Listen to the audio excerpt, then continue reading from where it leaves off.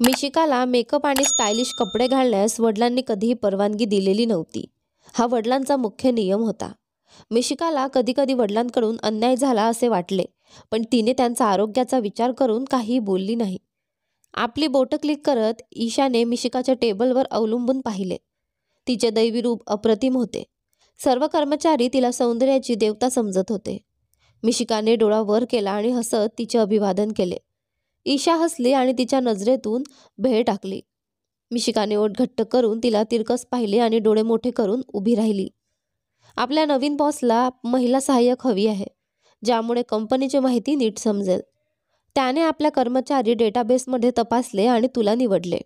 जा आणि त्याला भेट. तो आपल्या खोलीत आहे, ईशाने ठाम आवाजात सांगितले आणि वेळोवेळी केस समतोल केले. मिशिकाचे हृदय त्रासात खचून गेले.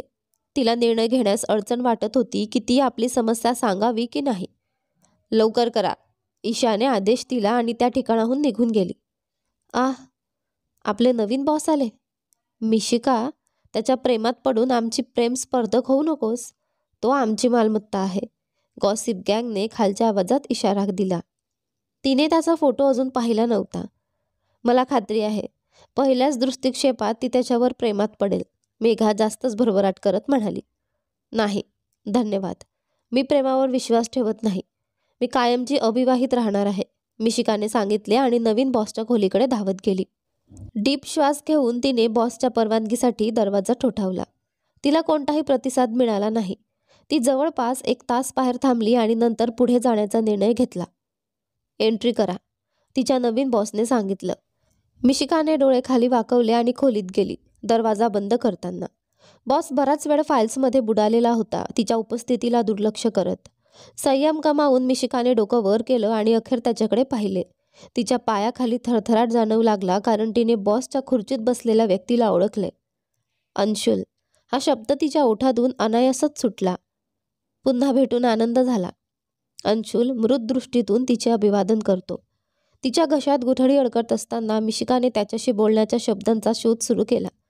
अंशुल आत्मविश्वासाने तिच्याकडे पावले टाकतो आणि तिचा हात धरतो. मिशिकाला अस्वस्थ वाटले आणि तिने हात मागे खेचण्याचा प्रयत्न केला, पण अंशुलने तिचा हात जबरदस्तीने पकडला आणि बेताल फाईल्स तिच्या हातावर ठेवल्या. तिचा संपूर्ण अंतर्गत संसार हलून गेला. माझ्यासाठी याची स्पष्टता दे, आत्ता, त्याने बॉसच्या आवाजात आदेश दिला. मिशिका हळूहळू श्वास घेत होती, ज्यामुळे अंशुल अप्रत्यक्षरित्या त्रासला. अचानक भूतकाळातील घटना आठवणीत चमकल्या आणि त्याने आपल्या भावना नियंत्रित केल्या. अंशुल परत खुर्चीकडे गेला आणि मिशिकाच्या स्पष्टीकरणाची वाट पाहू लागला. मिशिका जोरात घामाळत होती. ती फाईल्स खाली टाकते आणि डोळे भरून रडत बाहेर पळाली. श्वास घ्यायला हकलत मिशिकाने आपल्यावर सतत पाणी फेकले. तिने आरशात स्वतःचं प्रतिबिंब पाहिलं. नाही, नाही, नाही, मी त्याला माझ्या आयुष्यात पुन्हा येऊ देऊ शकत नाही. मी त्याच्यामुळेच या नरकातून जात आहे. मी त्याला कधीही माफ करणार नाही आणि विसरणारही नाही, जे काही त्याने माझ्याबरोबर केले आहे, मिशिकाने हळू आवाजात स्वतःशी सांगितले आणि आपला हात घट्ट केले. तिने आरशाजवळील भिंतीवर काही वेळा मुक्का मारला आणि तिच्या चढलेल्या भावना नियंत्रित करण्याचा प्रयत्न केला. वरू, जी वॉशरूममध्ये धडकली, तिने मिशिकाचा वेगळा अवतार पाहिला. जिभा मोठी उघडलेली होती. मिशिकाचे जखमी हात पाहून तिला स्वतःला स्मरणात आणायला वेळ लागला. तू ठीक आहेस का, वरूने विचारले, मिशिकाच्या मनात काय चालले आहे हे जाणून घेण्याचा प्रयत्न करत.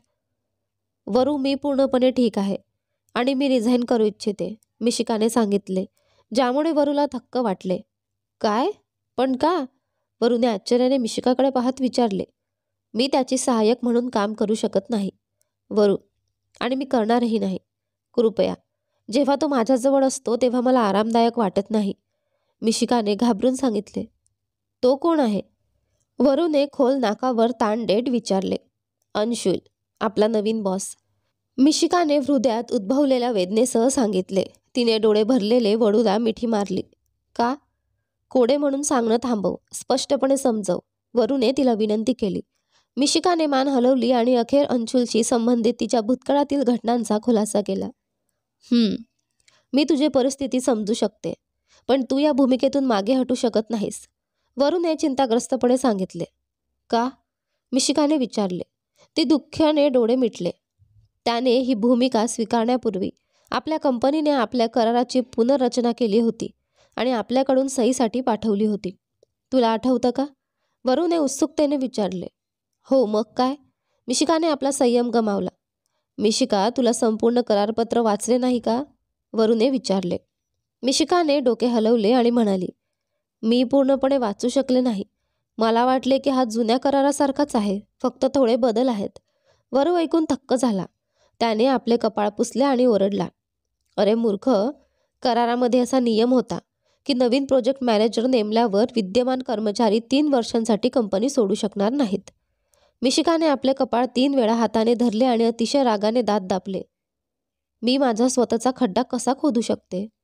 मी मूर्खपणाने त्या करारावर सही केली. तिने मजल्यावर पाय ठेवून ओरडली. तिला मदत न करता आणि निराश वाटत होते. वरू, कृपया मला या महाराज बॉसपासून वाचव. मी त्याच्याशी जे केले आहे त्यासाठी तो माझ्यावर बदला घेईन. मला शंका आहे की हा करार सुधारणा त्याचीच योजना होती. मला वाटतं तो मला खूप त्रास देणार आहे, मिशिकाने सांगितले आणि वॉशरूममध्ये अस्थिर पावलांनी चालू लागली. शांत हो, मला विचार करू दे. वरूणने मन लावून विचार केला. त्याने आपल्या मोबाईलवर कराराची सॉफ्ट कॉपी पाहिली आणि अनेक वेळा पुन्हा वाचली. काही मिनिटांनंतर, मला करारामध्ये एक छिद्र सापडलं आहे मिशिका, वरूणने सांगितले आणि गोड हसले. उत्साहाने हात टाळ्या वाजवत मिशिकाने वरूचे कौतुक केले आणि उत्सुकतेने विचारले की ते छिद्र काय आहे. प्रोजेक्ट मॅनेजर खालील कर्मचारी राजीनामा देऊ शकत नाही, पण प्रोजेक्ट मॅनेजर एखाद्या विशिष्ट कर्मचाऱ्याशी नोकरी संपवू शकतो का? वरूने मिशिकाकडे एक शैतानी स्मित दाखवत विचारले. नाही नाही, मिशिकाने कठोरपणे डोकं हलवत सांगितले. हो, हा एकमेव मार्ग आहे ज्याने तू या कंपनीतून आणि त्याच्या त्रासातून बाहेर पडू शकतेस. तुझ्या युक्त्या वापरून त्याला तुझी नोकरी संपवायला भाग पाड, वरूने आदेश दिला. मी हे करू शकत नाही. जर त्याने नोकरी संपवण्याचं कारण वाईट वर्तन म्हणून लिहिलं तर काय होईल? सर्व कंपन्या मला ब्लॅकलिस्ट करतील. मला आयुष्यात दुसऱ्या कंपनीत नोकरी मिळणार नाही. मी माझ्या वडिलांच्या पायांवर पडून त्यांची परवानगी घेतली होती की मी या प्रतिष्ठित वर्मा ग्रुप कंपनीत काम करेन. मी त्या महाराजाला माझं करिअर खराब करण्याची परवानगी देऊ शकत नाही. मिशिकाने डोकं धरलं आणि खोल श्वास घेतला. मी सध्या इथून पळून जाणार आहे. म्हणा की मी आजारी आहे. दुसरे काही पर्याय विचार करून ऑफिसला परत येईन. माझ्या वस्तू घरी पाठव आणि फोनवर संपर्क ठेवा, मिशिकाने सांगितले आणि व्यग्र विचारांनी वॉशरूममधून धावून बाहेर पडली. अंशुल, जो मिशिकाच्या परत येण्याची खूप वेळ वाट पाहत होता, त्याचा संयम संपला आणि तो ऑफिसच्या प्रवेशद्वाराकडे धावला. मिशिका, जी ऑफिसमधून गुपचूप निघत होती, अचानक त्याला धडकली. तिच्या समोर उभ्या अंशुलची उंची आकृती पाहून तिच्या घशात शून्य पडले. कुठे पडत आहेस? मला तुझ्या सवयी माहीत आहेत. तुझ्यासारखंच. प्रत्येक वेळी तुला काही अडचणी येते. तू फक्त त्या अडचणीपासून आणि परिस्थितीपासून पडतेस. बरोबर ना? अंशुलने तिला हताश करत म्हटले. त्याने आपले हात ट्राउझरच्या बाजूच्या खिशात घातले आणि तिला तीव्रपणे पाहिले. मिशिकाला त्याचा तिच्याबद्दलचा द्वेष जाणवला आणि तिने डोळे बाजूला वळवले. अचानक तिच्या मनात एक कल्पना चमकली. माझ्या पोटात अचानक द्रवस्त्राव झाला आहे सर. मी त्याबाबत मेल पाठवेन. मला काही दिवस विश्रांतीची गरज आहे. रजा मंजूर केल्याबद्दल आगाऊ धन्यवाद, मिशिकाने धैर्य जमा करत सांगितले. काय? खरंच? अंशुलने डोळे गोल फिरवत विचारले. मिशिकाने आपले डोके रोबोटसारखे वर खाली हलवले. अंशुलचा राग आता सीमा ओलांडला होता. ती आपले पोट धरून जोरात त्रास होत असल्याचं नाटक करत होती. अंशुलने तिच्याकडे सैतानी स्मित दिले. मला दिसत आहे की तुला खूप त्रास होत आहे. तुला रुग्णालयात घेऊन जाऊ दे. मी तुझा बॉस आहे. तुझ्या आरोग्याची जबाबदारी माझ्यावर आहे, अंशुलने तिला नम्रपणे सांगितले आणि लगेच तिला उचलले. मिशिकाला अजीब वाटले आणि तिने आपला चेहरा हातांनी झाकला. ओरडत म्हणते, मला खाली सोड. नाही, चल, अंशुलने ओरडून तिला रुग्णालयाकडे नेले. अंशुलने तिला आपत्कालीन विभागात नेल्यावर मिशिका घाबरली आणि रुग्णालयातून बाहेर पडण्यासाठी बहाणे तयार करण्याचा प्रयत्न केला. सर, आता मला वाटतं मी ठीक आहे. चला परत ऑफिसला जाऊया, मिशिकाने घाबरून स्टॅमर केले. डॉक्टरला त्याची पुष्टी द्यायला दे. तोपर्यंत मी तुला एकही हालचाल करू देणार नाही, अंशुलने सैतानी स्मितासह सांगितले. मिशिका, हे काही करण्याआधी हा महाराज तुझा खोटं पकडून घेईल, मिशिका स्वतःशीच बोलली. 4 वर्षांनंतर मिशिकाने तिच्या पहिल्या इंजिनिअरिंग कॉलेजमधून निलंबन झाल्यानंतर स्वतःशी बोलणे बंद केले होते. अंशुलच्या अचानक पुनर्प्रवेशामुळे मिशिका लक्षणीय बदलत होती आणि पुन्हा स्वतःसारखी होऊ लागली. मिशिका डॉक्टरच्या तपासणीतून पळून जाण्याच्या संधी शोधत होती, पण अंशुल इतका उत्सुक होता की तिच्या खोट्या बोलण्याचा पत्ता लावायचाच? डॉक्टर तिला केव्हा तपासणार? तिला द्रवस्त्राव आहे आणि पोटातही वेदना आहेत. मला वाटतं तिला गंभीर पोटाची जंतू संक्रमण झालं आहे. का तुम्ही तिला इंजेक्शन नाही देणार? अंशुलने आपत्कालीन विभागातील मुलाला विचारले. अंशुल मिशिकाला घाबरवून तिचे रहस्य उघड करायचा प्रयत्न करत होता. इंजेक्शन हा शब्द ऐकून मिशिकाचा घसा कोरडा झाला. देवा, कृपया मला वाचव. प्रिय देव, मी तुमचे कर्जदार आहे आणि तुम्ही माझे कर्जदार आहात. जर हा महाराजने मला मारलं तर माझ्या आईने तुमच्याकडून दिलेल्या अपहरणांचे कर्ज मी कसे फेडणार? मिशिकाने अंतर्मनात प्रार्थना केली. मिशिका, ओळखीचा आवाज येतो. अंशुल आणि मिशिकाचे डोळे त्या व्यक्तीकडे वळले ज्याने तिला बोलावले. वरुण. मिशिकाने आश्चर्याने बाहेर पाहिले. तुला काय झालं? आणि अंशुल तू? वरुण निराश भावने त्यांना पाहत होता. वरुण? अंशुल माझा नवीन प्रोजेक्ट हेड आहे. मी आज ऑफिसमध्ये आजारी होते म्हणून त्याने मला डॉक्टरकडे घेऊन आला. मिशिकाने परिस्थिती स्पष्ट करण्याचा प्रयत्न केला. अंशुल विचार करत होता की मिशिका त्याच्याशी इतक्या नम्रतेने का बोलत आहे. तू त्याला का समजावतेस? अंशुल वरुणवर रागावून म्हणाला. वरुणने अंशुलकडे तीव्र नजर टाकली आणि मिशिकाचा हात स्वतःच्या हातात घेतला. अंशुलला वरुणची ही कृती पाहून धक्का बसला. मिशिका शांत होती. अंशुल त्यांच्या नात्यावर गंभीर शंका घेऊ लागला. तुला हरकत नसेल तर मी तुला डॉक्टरकडे घेऊन जाऊ का मिशिका? वरुणने नम्रपणे विचारलं. हो नक्की वरुण, मिशिकाने हसत उभं राहून उत्तर दिले. मिशिका, अखेर तुला या महाराजापासून सुटका मिळाली. धन्यवाद देवा, वेळेवर मला वाचवल्याबद्दल. वरुण देव त्याचे दूत म्हणून आला. मिशिकाने मनात विचार केला आणि वरुण सोबत चालू लागली. अंशुलचे पसेच घट्ट झाले आणि हृदयात वेदना पसरली. तू माझं संपूर्ण आयुष्य बिघडवलंस आणि आता तू माझ्या शत्रू वरुण सोबत आहेस. अंशुल खाली आवाजात म्हणाला. तो रुग्णालयातून बाहेर निघाला आणि ऑफिसमध्ये परतला. मिशिका, तू मला जे काही केलंय त्याचा मला प्रतिशोध घ्यावा लागेल. अंशुल आपल्या खोलीत फिरत म्हणाला. रुग्णालयात मिशिकाने वरुणचा हात परत घेतला आणि त्याच्याकडे हसले. तू रेणूला शोधलंय का? मिशिकाने उत्सुकतेने विचारले. हो, पण मला तिला सामोरं जाण्याची आणि आमच्याबद्दल बोलण्याची हिंमत केली नाही. वरुणने डोकं खाली झुकवत सांगितले. आपण तिला शोधण्यात बरेच प्रयत्न केलेत वरुण. तिला आपल्याबद्दल आणि आपल्या नात्याबद्दल जाणून घेण्याचा पूर्ण हक्क आहे. जर तिला इतरांकडून कळालं तर आपल्याकडून ठीक होणार नाही. ती आपल्याला गैरसमज घेऊ शकते.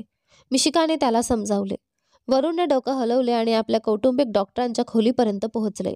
मिशिकाची पावले थांबली. काय झालं? चल खोलीत जाऊया, वरुण म्हणाला. मिशिकाने डोकं हलवत सांगितले. नाही, कृपया माझ्यासोबत चल. मिशिकाने त्याला गुपचूप रुग्णालयाबाहेर घेऊन जवळच्या कॉफी शॉपकडे नेले. आज तुला काय झालं मिशिका? वरुणने विचारले आणि भुवया उंच केल्या. मिशिकाने कॉफी घेत घेत ऑफिसमधील घडामोडींबद्दल त्याला सांगितले. मी त्याची काळजी घेईन. त्याला काय धैर्य? तो पुन्हा मोठ्या त्रासासाठी शोधत आहे, वरुणने हात घट्ट करून सांगितले. तिचा खालचा ओठ तोंडात वाकवत मिशिकाने त्याला थांबण्याची विनंती केली. वरुण म्हणतो, आधीच एकदा आपण त्याच्या दुःखाचं कारण बनलो. मला हवं नाही की तू यावेळेस आपल्यातल्या भांडणात सामील व्हावंस. मला हवं नाही की आमच्या गुंतागुंतीच्या नात्यामुळे कोणालाही दुखापत होऊ देऊ. आपल्याकडे आधीच मनात भरपूर समस्या आहेत. तू का अनावश्यक त्रास आमंत्रित करतोयस? शांत हो, वरुण.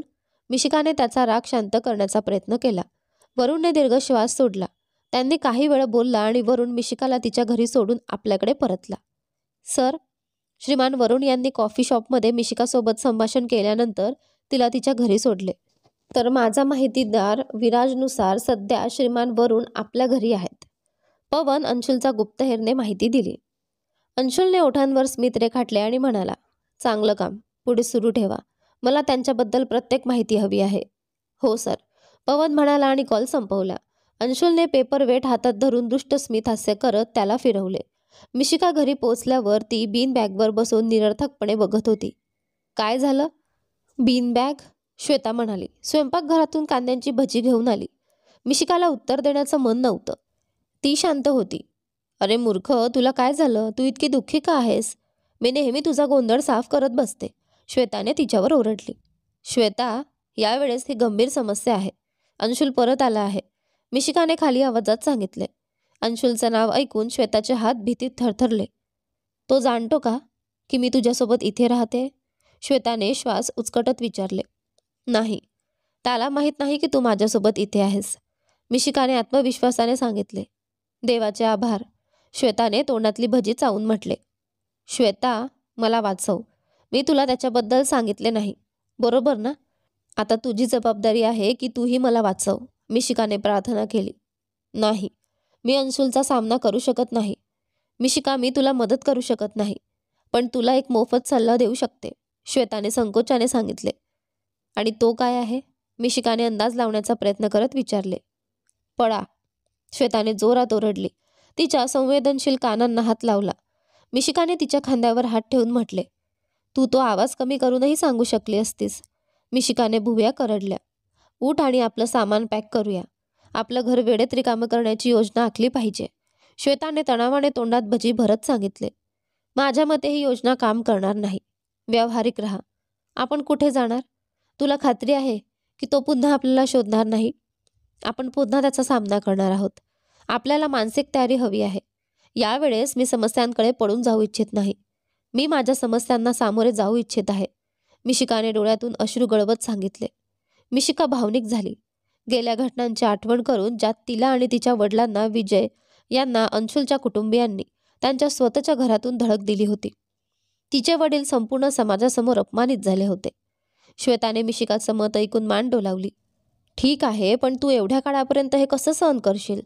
अंशुल तुला तुझ्या प्रोफेशनल आयुष्यात सहज चालू देणार नाही. तू हे सगळं कसं सांभाळणार? श्वेताने काळजी व्यक्त करत विचारलं. प्रामाणिकपणे सांगायचं तर मला सुद्धा माहीत नाही, पण माझ्याकडे दुसरा पर्याय नाही. मला त्याच्यासोबत जगायला शिकावंच लागेल. मला थोडा आराम करू दे. आज माझ्या मेंदूने खूप काम केलंय, मिशिका दमून म्हणाली. ती बेडवर पडली आणि छताकडे निर्विकार नजरेने पाहू लागली. अचानक तिचा मोबाईल वाजला, पण तिने सगळं दुर्लक्ष करून थोडा वेळ विश्रांती घ्यायचं ठरवलं. शेवटी ती गाढ झोपेत गेली. श्वेताने डिनर बनवायचं ठरवलं आणि तिने वरुणला डिनरसाठी बोलावलं. वरुण तयार झाला आणि तिच्या घरी आला. मिशिकाने त्याचं आदराने स्वागत केलं आणि तिघेही डिनर एन्जॉय करू लागले. दाराची बेल वाजली. वरुणने दार उघडला आणि तो अवाक झाला. कोणीतरी गोड पदार्थ खूप एन्जॉय करतं असं दिसतंय, अंशुल म्हणाला अन्नाचा सुगंध घेत. वरुणला मिशिकाच्या घरी पाहून तो जळफडला. अंशुल थेट घरात घुसला आणि त्याला ओळखीचा चेहरा दिसला. तू श्वेता ना? अंशुलने तिला ओळखलं. श्वेता त्याला पाहून थक्क झाली. ती घाबरून डोके हलवत मागे सरकू लागली. थांब, म्हणजे तू पण यांच्याच गँगचा भाग आहेस? इथेच थांब, अंशुलने आदेश दिला. वरुण काही बोलणार होता, पण अचानक त्याची नजर दरवाजाकडे गेली आणि तिथे रेणू उभी होती. रेणूने वरुण आणि मिशिकाकडे चुकीच्या नजरेने पाहिलं. वरुण काही बोलणार होता, पण मिशिकाने डोके हलवत नको असं पुटपुटलं.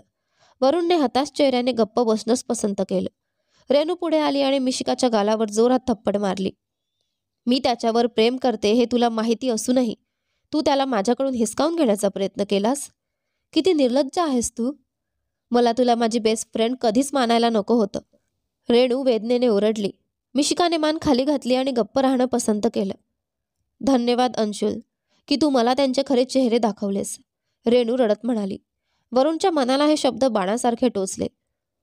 मला माहीतच नव्हतं की आम्हाला एवढं दुखावून ते दोघं कपल बनतील, पण खरं तर मला वाटते ते एकमेकांसाठीच बनलेत, कारण ते दोघंही बेईमान, निर्लज्ज आणि कपटी आहेत, अंशुलने विषासारखा राग ओकत म्हणाला.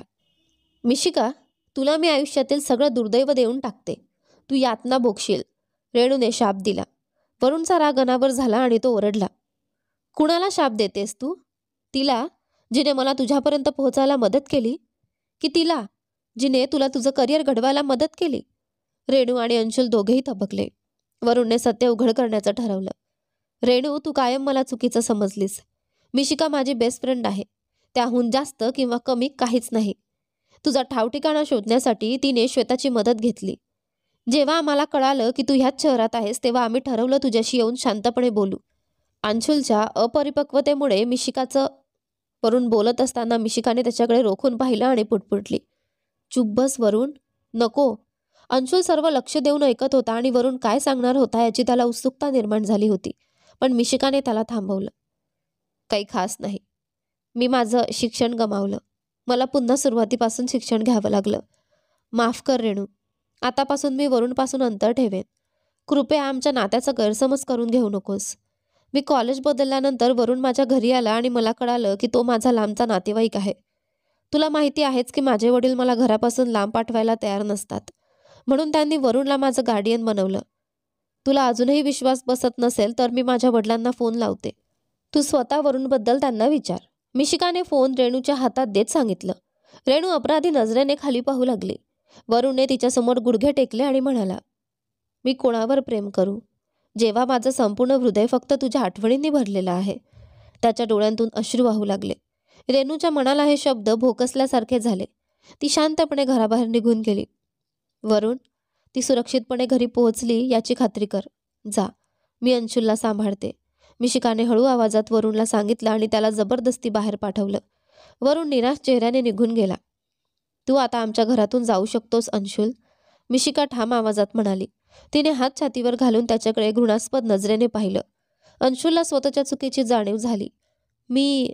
तो माफी मागण्याचा प्रयत्न करू लागला.